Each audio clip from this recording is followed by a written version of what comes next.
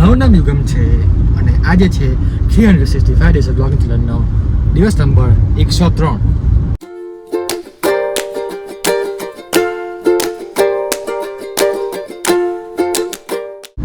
તો તમે સેમ કપા જોઈને ને સેમ દિવસ જોઈને તમે કન્ફ્યુઝન ના થતા, કેમ કે ભાઈ આજે એક જ દિવસમાં બે વિડીયો શો કરું છું, કેમ કે ભાઈ આગળના વિડીયો કવર કરવાનો છે ને જે ગેમ છે એ. તો અને એવું નહીં કે તમને સિમિલર જોવા મળશે, તમને કંઈ નવી વસ્તુ દેખાડીશ.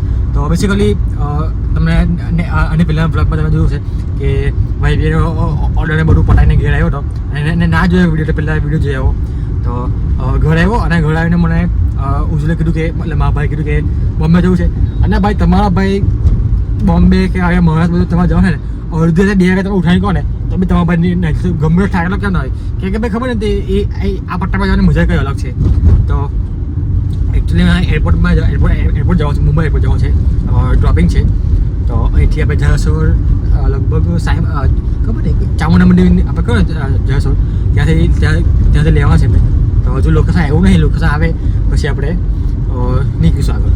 અને ઓબ્વિયસલી તમને ખબર છે કે જ્યારે ગાડી હોય પાર્ટીમાં ત્યારે આપણે કંઈ બ્લોગ શૂટ કરતા, બ્લોગ કેવું કંઈ નોર્મલ ક્લિપ બી નહીં રહેતા.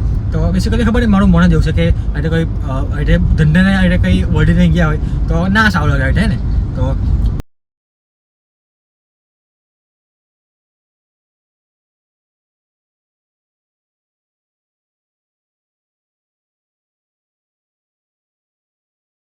સો ગાઈઝ પહેલાં ગાડીમાં બેહું પછી વાત કરું. તો આવું કંઈ શું કહેવાય એરપોર્ટ છે દેખાડી દીધું. તો જસ્ટ અમને ડ્રોપ કર્યા અને વાગ્યા છે 6:30. અને તો આવો કંઈ માહોલ છે international Mumbai Chhatrapati Shivaji Maharaj international airport terminal 2 આખું નામ કહી દીધું, બસ જોડે દેખાતું બી હશે. તો એમ તો કોઈ કીધું નહીં પૂછાય કે નીકળો કેમ તેમ. તો ઈચ્છા તો એવી થાય છે કે થોડીક શાંતિથી એટલે એમ થોડું ઘણું ફીલ લઈને નીકળું, કેમ કે બહુ ટાઈમ પછી આવ્યો છું. તો કંઈ નીકળે ચાલો હવે એક કામ કરીએ, અહીંથી બહાર નીકળીએ, એરપોર્ટની બહાર નીકળીએ અને પછી સૌથી પહેલાં ભાઈ હા તો એટલે જ કહે છે એટલે પોલીસવાળા કશું નહીં કરે પણ ભીડ આજે બધી બહુ છે. તો આપણે તો સમજીને નીકળી જવું જોઈએ તો એ સારું. તો હે ને અને મેં એમ કહેતો એક તો ભાઈ ઇમરજન્સી કોલ લાગેલી છે એની માટે જવું પડશે અને ભૂખ બી લાગે છે કે ખાવું બી પડશે. અને જોઈએ કે વન વેનું કંઈ મળતું હોય બુકિંગ કારણ કે જવાનું ખાલી જ છે, કોઈ છે નહીં. તો નીકળી જાયગા.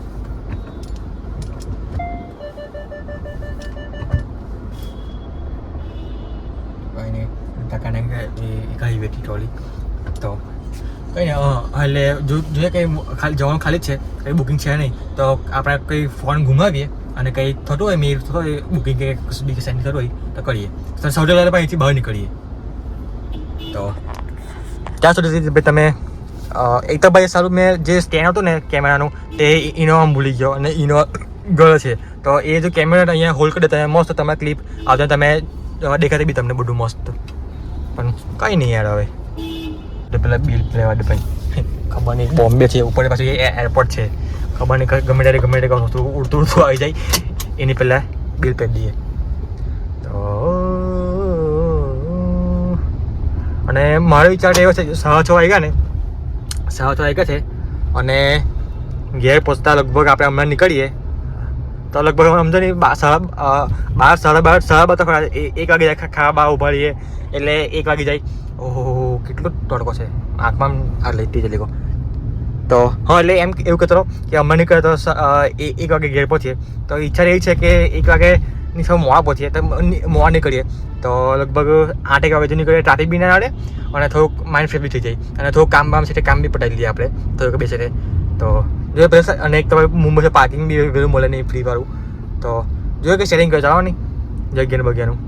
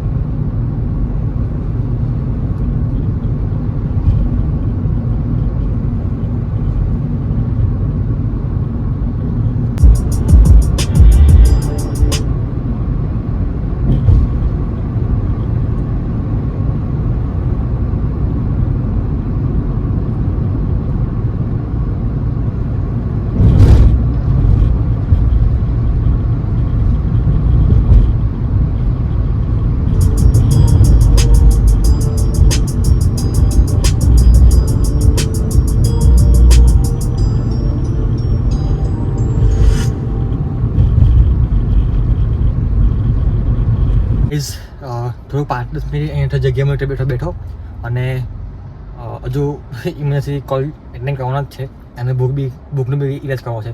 તો વિચાર એવો કે આજુબાજુમાં થોડીક શાંતિ બેસી એવી કે ફળે એવી જગ્યા ખાલી એક જ છે એરપોર્ટની આજુબાજુમાં કે એને એ જે છે જુહુ બીચ. તો ઓલમોસ્ટ લગભગ કેટલા 4.8 કિલોમીટર છે અહીંથી. અને વિચાર કરો તમે ખાલી 5 કિલોમીટર ખાલી અડધો કલાક દેખાય છે, 31 મિનિટ દેખાય છે. વિચાર કરો ટ્રાફિક કેટલું હશે એ પ્રમાણે.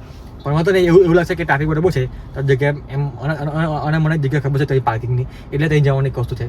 અને જોઈશું બીજું કોઈ પ્લાનિંગ હે ને તો તે જઈએ ચાલો પહેલાં તો.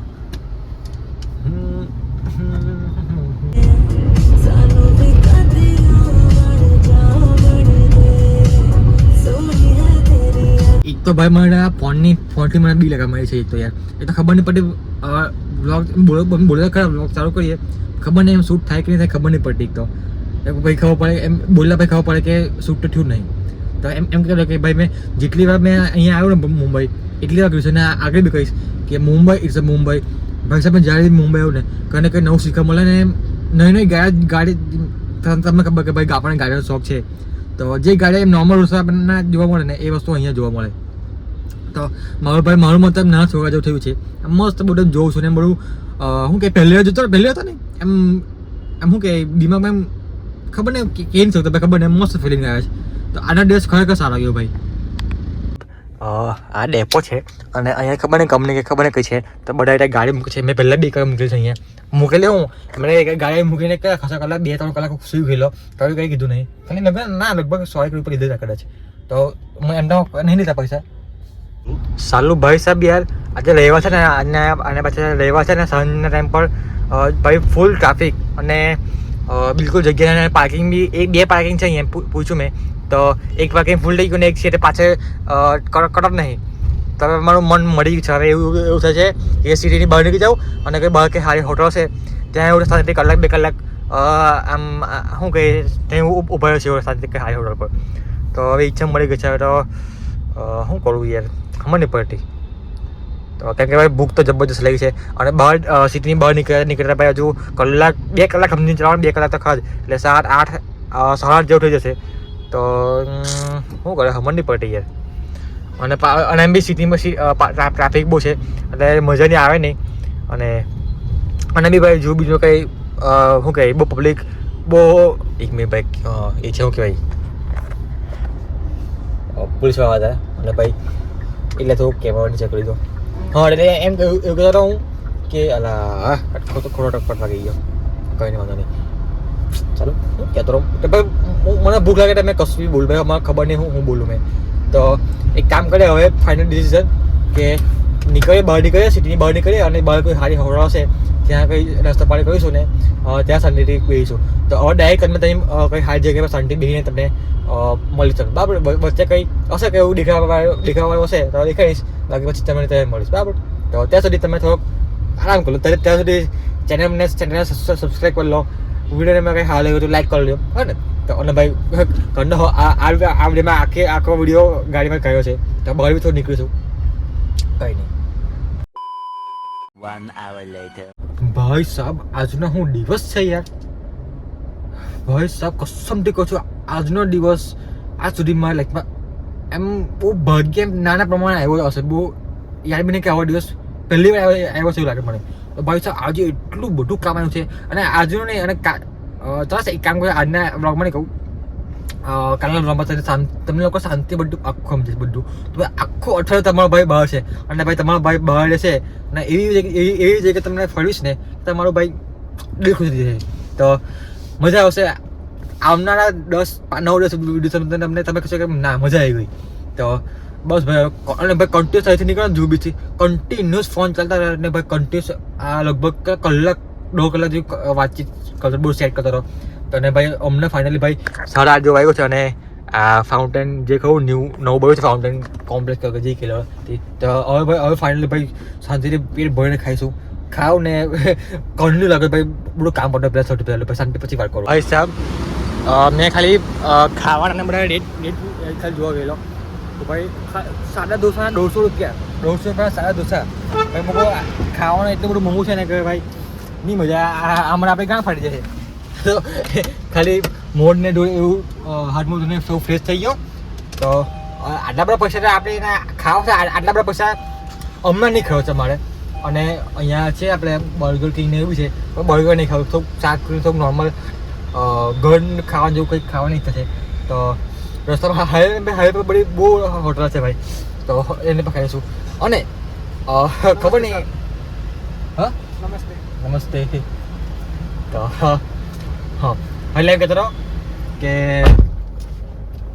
હા તને ખબર નહીં કે આ બ્લોગમાં શું શૂટ થયું છે શું નહીં ખબર નહીં પણ આ વિડીયોને અહીંયા એડ કરીએ અને નેક્સ્ટ વિડીયોમાંથી ભાઈ બધું તમને ડિટેલમાં તમને સમજાવીશ કે શું છે શું નહીં કઈ જવાનું છે કેવી રીતે જવાનું છે કોણ જવાનું છું તો બધું તમને નેક્સ્ટ વ્લોગમાં તમને બધું કહીશ અને જો તમારે જવું હોય સૌથી પહેલાં તો તમે અહીંયા ઇન્સ્ટાગ્રામ આઈડી આવેલ છે તો ફોલો તમે કરી શકો છો બરાબર તો બસ આજના વિડીયોને અહીંયા એન્ડ કરીશું કંઈ બી સારું લાગ્યો તો લાઈક કરજો ચેનલ પર નવા સબસ્ક્રાઈબ કરજો તો બસ મળે નવા વિડીયો સાથે મળે નવા વિડીયો સાથે જય શ્રી કૃષ્ણ રાધે રાધે